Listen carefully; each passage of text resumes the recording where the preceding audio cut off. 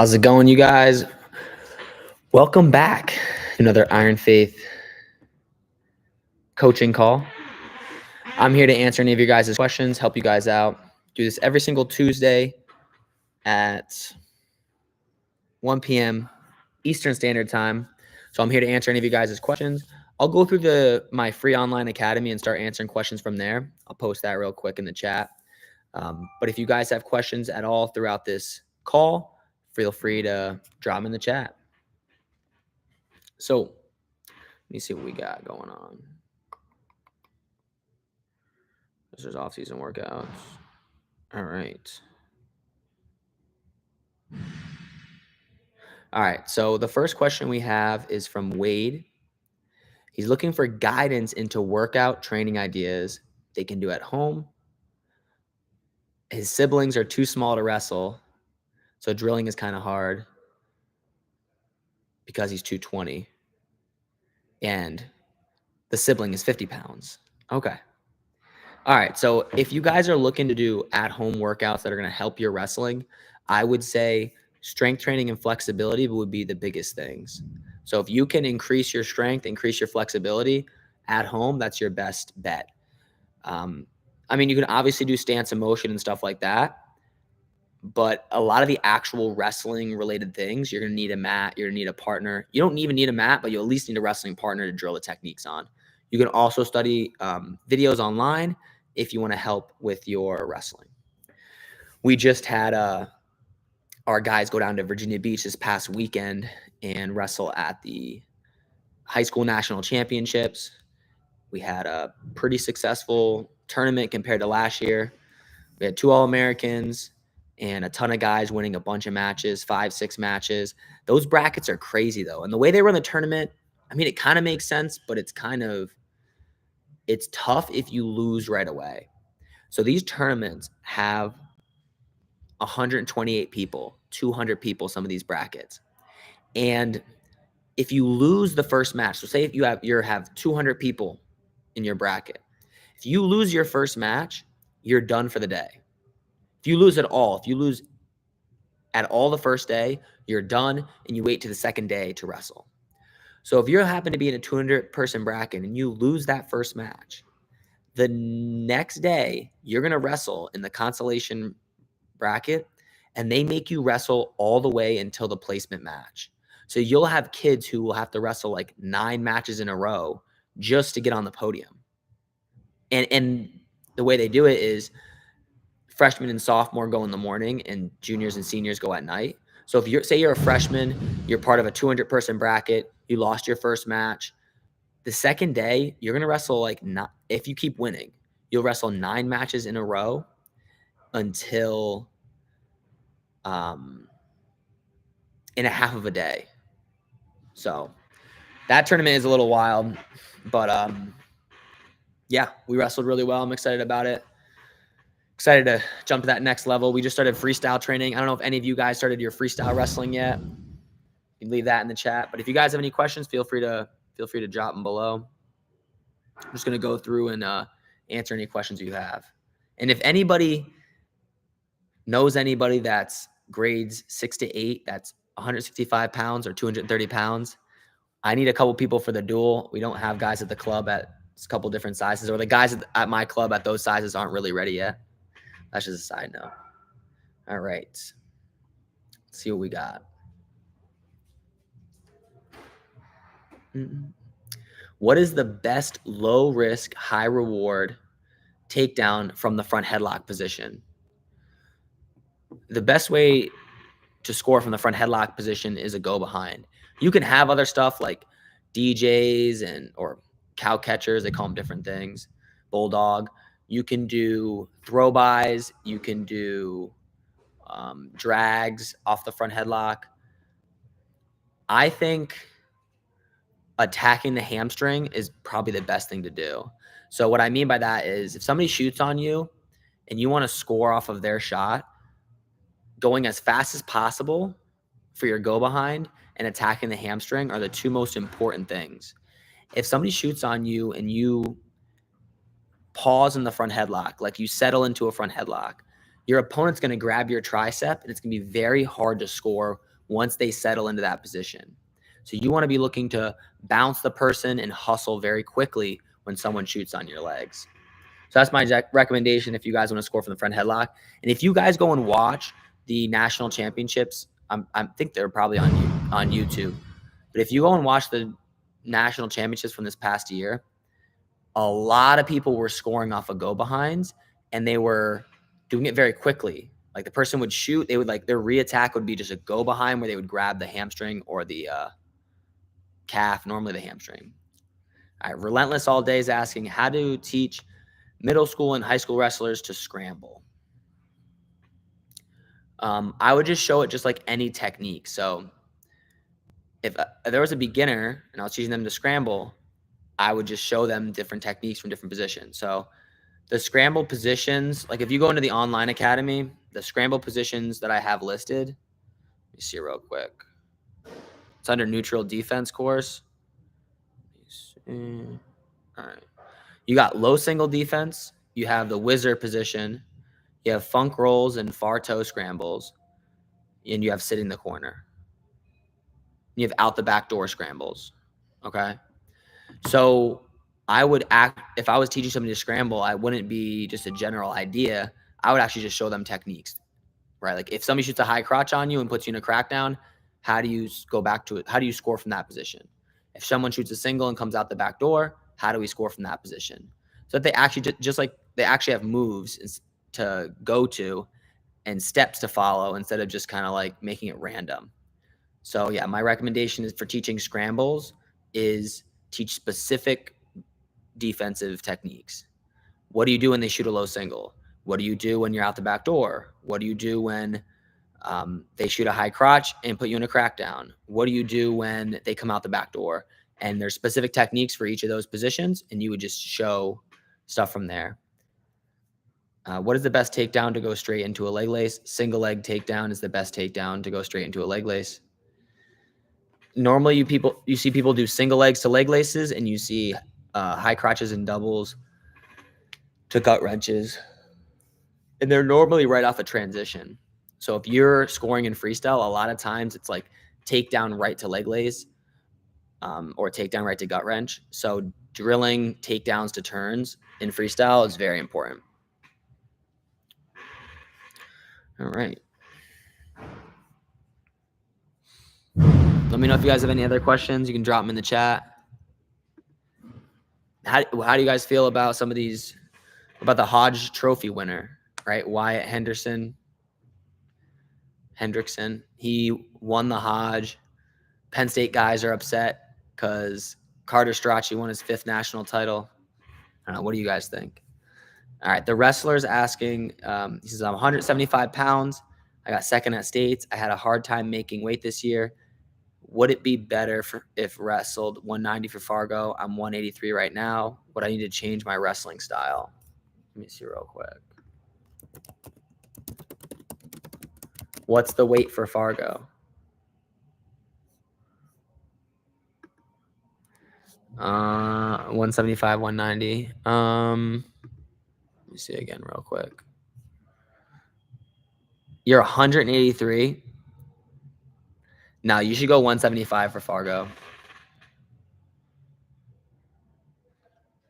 If you're only 183, it's worth it.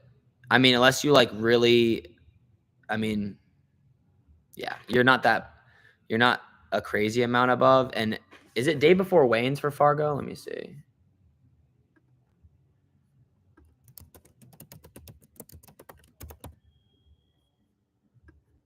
If it's day before weigh-ins, especially, you definitely want to make that cut.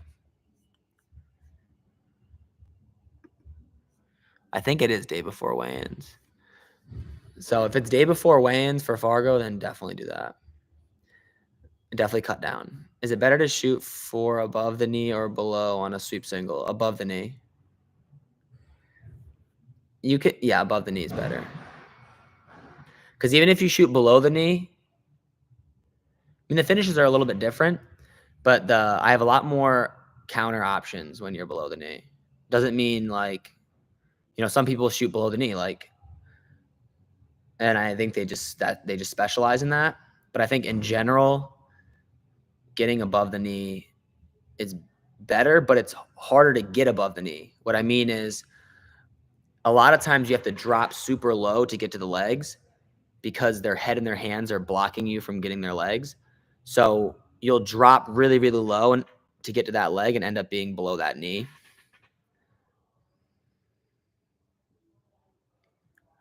The best way to sign up and get into Fargo and other national tournaments, some of them, they have no qualifications. Fargo normally does have qualifications to get to.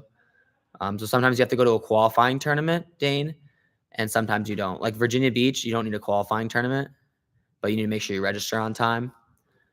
I made a video on what I think the best tournaments in the country are. I'll post that in the chat real quick.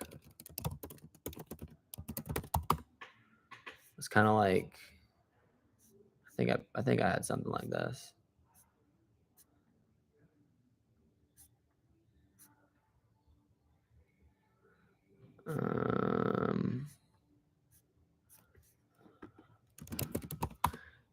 There was like, yeah, I got it right here. Top 20 tournaments.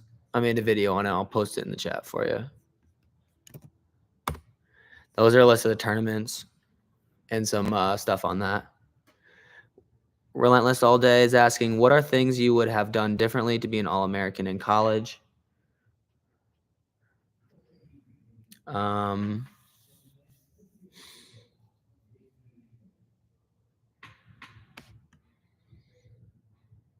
I would have focused on learning more.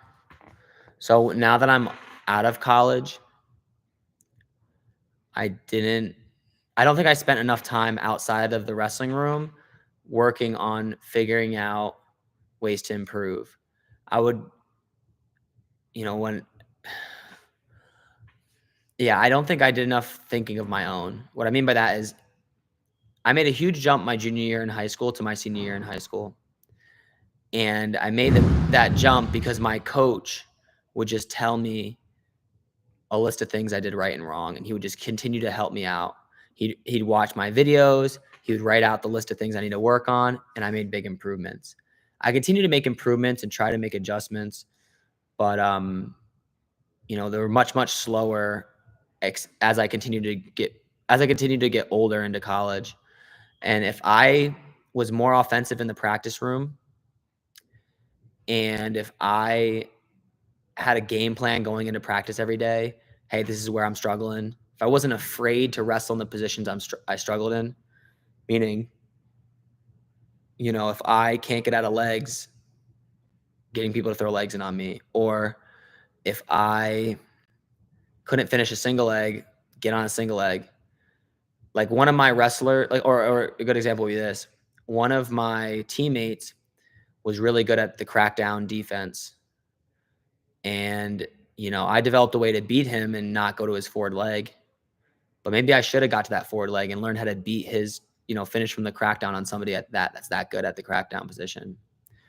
So I think the constant improvement and the constant looking for things that I made mistakes on, going to the coaches and asking for that information, going online and finding the information and implementing it was the thing that I wish I did more of. I trained really hard. Like I worked out so much. So I don't think I could have necessarily maybe worked out harder or more, but I think that I could have made improvements quicker by reflecting on my tournaments and my live practices and figuring out the things I need to work on and fixing them quicker. So that's what I would have done. So that's why I recommend my wrestlers to do that. I think, inside the journal that I created, which has like all the technique videos and has a lot of other good resources in there, there's a little journaling section where I want my wrestlers to write out the things the things that they struggled in that day in practice, and they come in with a game plan. One of my wrestlers came up to me yesterday and was like, hey, what things should I work in at home? What do you see that I'm doing wrong? What should I work in at home? And I asked him, well, where did you struggle with this past weekend? Did you struggle with bottom? He's like, no, I got out on everybody. I'm like, all right. Did you struggle getting to the legs? He's like, no. He's like, but there was one match where the kid kept doing a quarter Nelson on me and I couldn't get out. can you show me how to get out of that quarter Nelson? So I showed him how to defend the quarter Nelson. And I gave him some advice on like how to avoid getting quarter Nelson in the first place. And then I told him, go focus on that at home. So my point being is kids need to think that way. You need to be thinking as simple as, where did I get taken down? Where did I struggle to finish? Go to the coach, ask for the answer, or go to the online academy, ask for the answer, and go and study and work on it and get better and improve, and then do it again the next day and do it again the next day. Dane's asking, or it's either Dan or, yeah, probably it's Dan. Best way to prevent burnout. If you want to prevent burnout, I think it's really just a mindset thing. I mean, you should be eating and drinking enough, eating, drinking, sleeping enough. Sometimes you'll burn out because of that. If you're eating, drinking, and sleeping enough, and you have the right motivation, you're good. You'll be all set. You won't burn out. Like, it's very hard to actually outwork. Like, it's very hard to work so hard that you burn out. Like, a burnout, in my opinion, doesn't come from training very hard. It comes from not sleeping enough, not eating enough, not drinking enough. It comes from not recovering the right way. It comes from your lack of motivation. You don't care about the sport anymore, so you're just going to give up on it. So get your motivation right. Set your goals high. Get excited about wrestling. Make sure eating and sleeping and drinking enough, and you can train twice a day every day for 10 years straight. All right. Okay. So some conditioning gym exercises you like or think are very useful. Conditioning, I like the fan bikes, Aerodyne bikes, where it's a stationary bike where you use your hands and your legs, and there's like a fan that spins. So I like those for cardio. And then for like the gym exercises, I just do like a somewhat of a standard lifting program, bench, squats, deadlifts. And there's some auxiliary lifts I do, or like extra lifts I do to help with wrestling specific movements. I think like split squats are good, where you essentially do a squat, but you're in a lunge position where one leg's in front of the other. Or, those are the things get used to picking somebody up in a different position than just a squat, right? You can do grip stuff, pull stuff. I think there's a lot of pulling in wrestling. I would get my pulls really strong. Pull-ups, stuff like that. How do you know what style is best for you? Well, a style is just like something you're going to build over time. I mean, in general, you can look at your body type, see what things work well. You don't see a lot of tall, lanky people or skinny people doing underhooks. You see them more in the collar tie position. Probably get ankle picks a little easier if you're taller. If I'm shorter, I'm going to try to hand fight in close, getting close to the person. I'm going to attack probably a high crotch if I'm shorter, get up to the hips, tack up to the hips. Don't go down low on the ankle, so I don't have as much reach.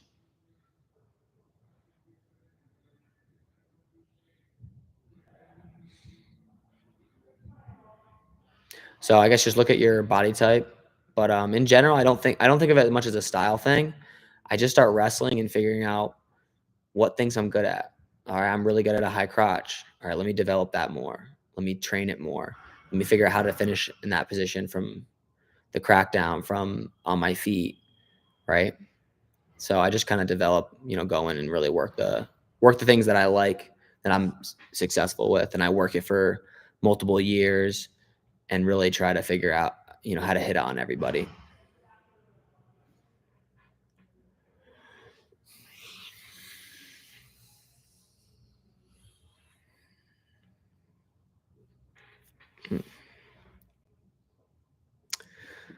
Let me know if you guys have any other questions. We got the next video is coming out, like that's free on YouTube. It's not like it's one really for coaches. I'm doing a video on a practice. Like I'm videotaping an entire practice so you guys can see how a normal practice is run here at Iron Faith. We definitely change certain things around. You don't want to have the exact same practice every single day, but that's something that I've had some coaches ask me about. So I'm still working on editing that for you guys. The wrestler, you think there's an advantage to people who don't cut weight because I feel 10 times better at practice than I do in tournaments. Yeah, there's an advantage, but I would be like on weight. Like not cutting weight would be if you weighed 190. I just think 183 is too light for 190 for Fargo.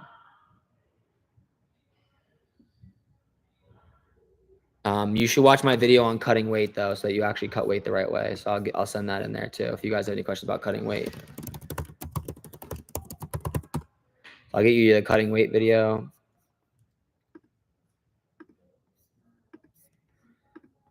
So this is the cutting weight video. You can watch that. Do you think you should have a default hand fighting setup that you fight for, or just go with the flow? Yeah, you should 100% have a hand fighting sequence that you drill a lot. Do not go with the flow. Do not go with the flow. Be specific. Like if you go with the flow and you let me get an underhook, what if I've been drilling the underhook for 10 years straight? You think you're going to stop me? And I know, and I've drilled it and I just know it so well. There's no shot. So you need to have a specific set of tie-ups that you like to get to, and you hand fight very hard, be very disciplined, and get to that position. What sort of things should you write down after a practice or competition? I just write down, as simple as I normally just write down at least just one area that I want to work on.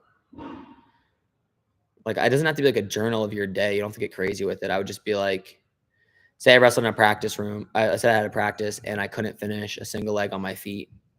Right, I got the single leg into my armpit, but I couldn't trip them down. I would just write down, couldn't finish single leg on my feet, and that's it. This doesn't need to be like a 30-minute thing you have to do after every single practice.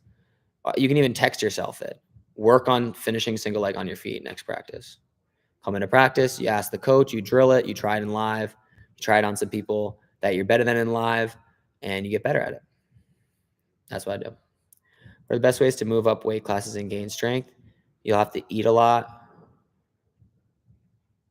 and lift weights. It's tough to gain weight. Very tough to gain weight.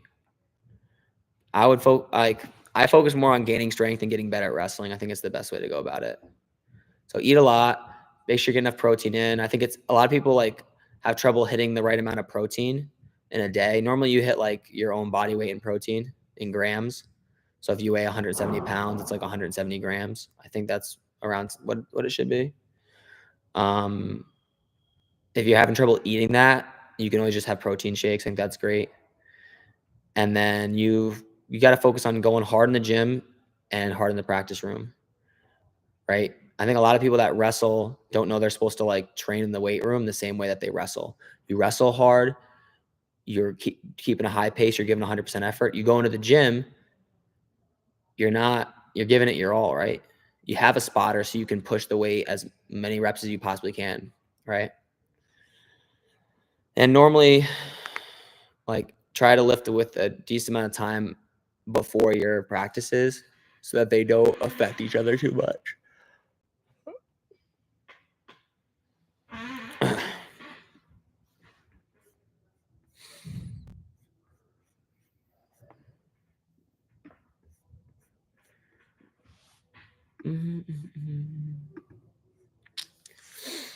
Yesterday was our first freestyle practice though. So some of the kids, dude, our state is crazy. They're making the freestyle state championships the first weekend of the season starting.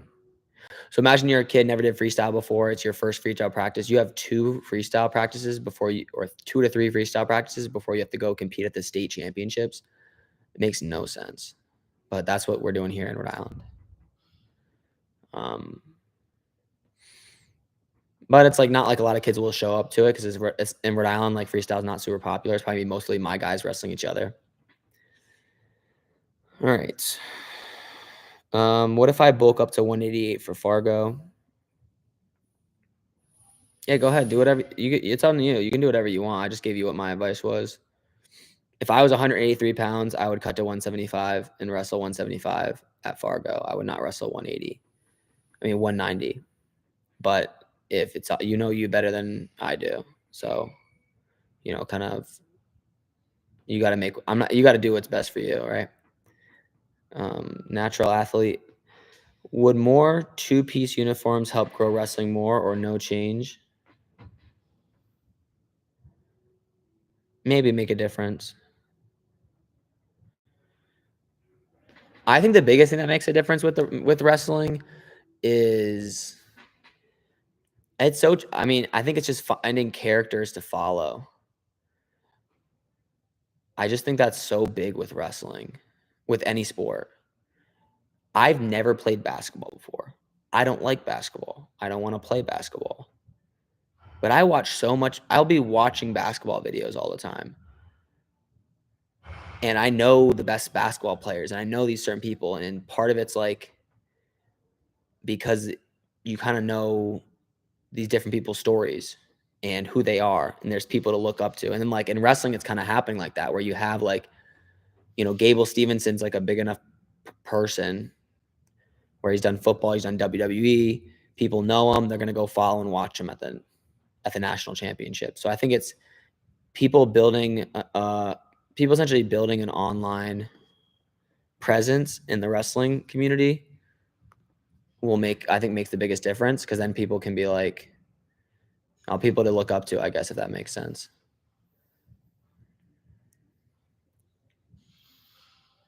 I like singlets better. Yeah. How do you build a strong wrestling mindset? I'll post my video on mindset here, but I have a whole course on wrestling mindset inside my Iron Faith video vault, which is essentially just a subscription I have with all my premium instructional videos in there. But I can give you one of my free videos on YouTube. I'll post it in there.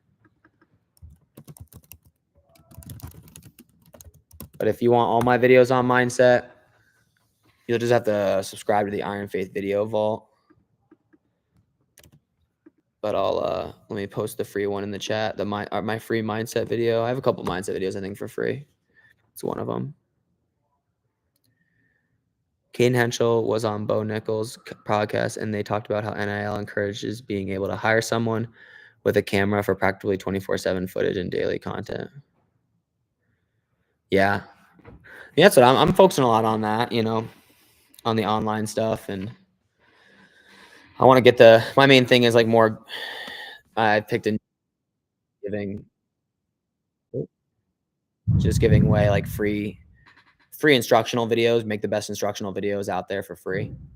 And that was kind of the way I'm playing the online stuff, get as much free information as possible. And I think as far as business wise, I think as my in-person athletes continue to do better, like last year we had the way that we do youth state championships is it's split up into 8U, 10U, 12U, and 15U. And each age group wins, like you can win a team title for each age group. So we want, like last year, we didn't even take top 3 in any of the age groups. So we didn't get a trophy or a medal for any age group. And then this year we won every single age group. So we won 8U, 10U, 12U, 15U. Never been done before in Rhode Island. And we'll keep making improvements. And my thought is like, I gave away all these free instructional videos. I'm going to keep giving you guys free stuff as best information I possibly can. It's kind of to build trust with you guys. Like, why would you listen to me? Why would you listen to? There's a lot of people who wrestled Division I qualified for nationals. Or my brother was the D3 national finals. There's a good amount of good wrestlers out there. Why would you trust this person? And that's kind of what I'm trying to do, is build your guys' trust, give you guys free stuff, give you guys the best information I possibly can. Come on here, answer your guys' questions. And then if you guys want more, you'll go buy a video subscription or come to a wrestling camp or, whatever. But I think, as I keep making my kids better, I think that's just gonna build on the proof. It's like, I think a lot of it is like, well, why would I trust this guy? Okay, he's giving me free stuff. Well, does his stuff work? Is he actually a good coach? So I'm really working on developing my kids, learning, becoming better as a coach, and then sharing that with you guys, to help you guys have great results. Do you think an attacking style of wrestling is better than defensive? I think in the practice room, I'd be very offensive. Like, I think you learn faster when you're more offensive. I think it's better, yeah. But, and I think it's more enjoyable. I like wrestling that way. So I would go with the more attack style, especially in practice. It would help me learn faster. I would get on the legs a bunch of times. I would feel out positions much more often. But if I just stood there an entire practice and just waited for my partner to shoot, to do a re-attack, I think it would just not allow me to get enough positions. Well, here's the tough thing. So if you guys have been following along at all, the wrestler, his profile name's the wrestler, has been asking about wrestling in Fargo at 175 versus 190, and he weighs 183. And the tough thing is this: as you get heavier, the weight classes get easier. The reality is, the toughest weight class in high school is probably 150, 157, or 144. It's the weight that every high school kid is, right? The average high school kid.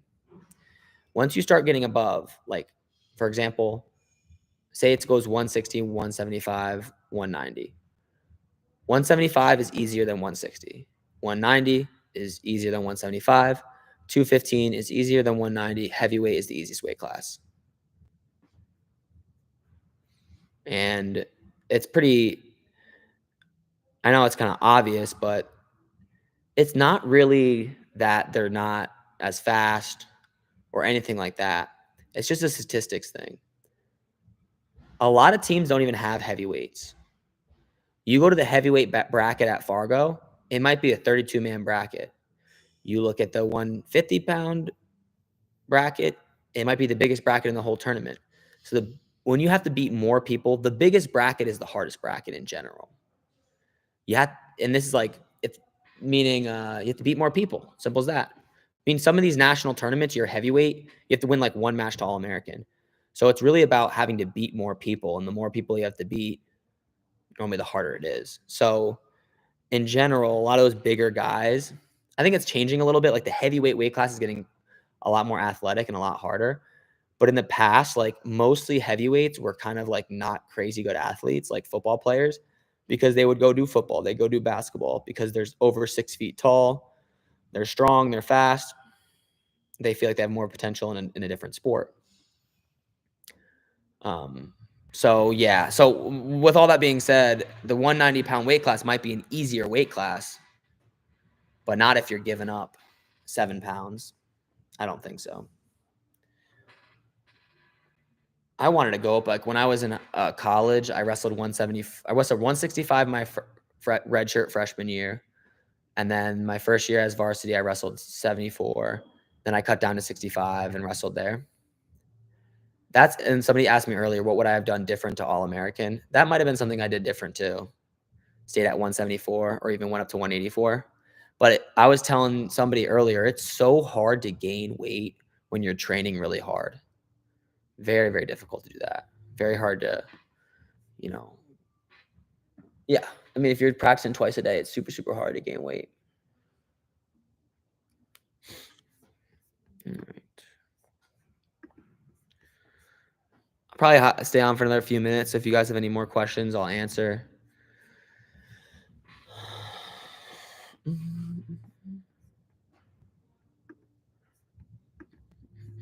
Have any video ideas you want me to do, just let me know.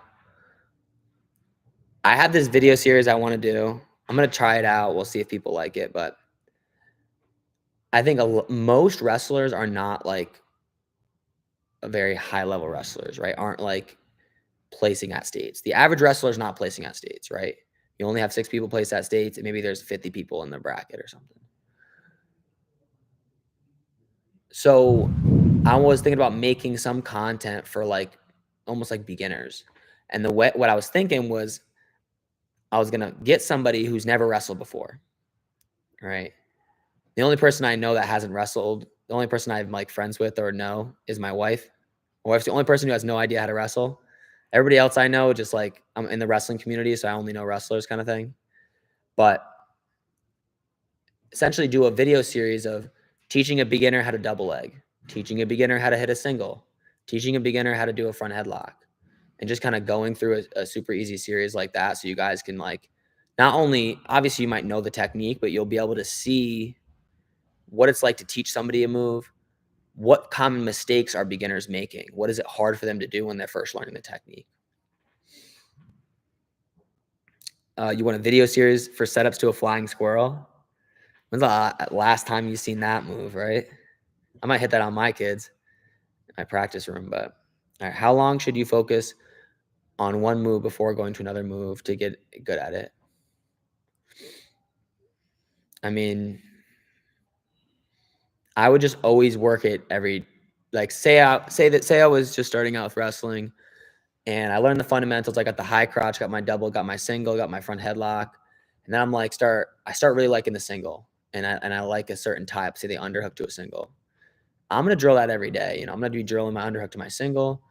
And then I might quickly within a few days add, you know, a different attack where I try to hit the single, go knee pick, like a couple days, because I can just start drilling a series with it. I might go fake single front headlock. So I don't think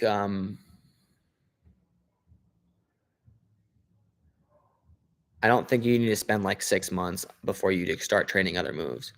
There's like a balance to that. I think you need to like start getting your best moves and continuing to work them, but you can add other techniques to very quickly. You can work two moves at the same time.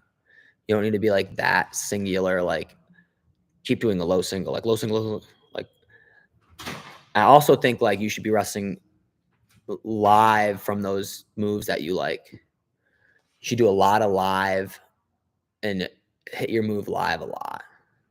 Because drilling it without any resistance isn't very good. Isn't like the best way to get better.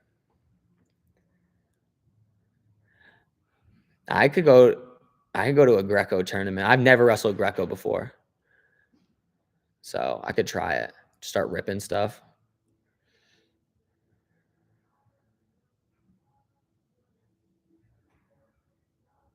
Yeah. Javier, like that's exactly those are the two biggest turns. Yeah. Two biggest turns for freestyle, gut and leg lace. Yeah, the feet's the number one thing for sure. I did this I call it a bow and arrow. I think I have it posted somewhere, but that was actually a move I hit a lot in folk style and freestyle. It's where you essentially take their leg and you pull it in between your legs from behind and you grab their head and you flip them over to their back. If you look up bow and arrow, you'll on YouTube or I think I called it the most painful wrestling move or something like that. But but yeah, look forward to additional videos coming out. What was your favorite takedown on bigger guys? Well, in like the practice room, the move I'm gonna hit on a bigger guy, probably a sweep single, or unless I want to blow my back out, or like I actually like go behind if you can get them to down block. If you can get them to down block and you can like kind of snap and run behind them, like with a really big heavyweight, I can fake. I can get all the way in on a single and come back out before they sprawl on top of me and they sprawl on the floor. So it's kind of funny. Best setups for a fireman's carry. Normally inside tie, faking a high crotch or faking a single, then dropping into your fireman's carry. But you can hit a fireman's from a lot of different tie-ups. If you like a Russian tie, you can go fireman's from there.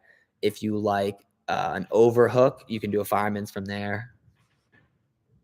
I normally go inside tie fireman's though, and I'm using fakes to set my firemen's up. Fakes and pressure. I push, they push back, firemen's.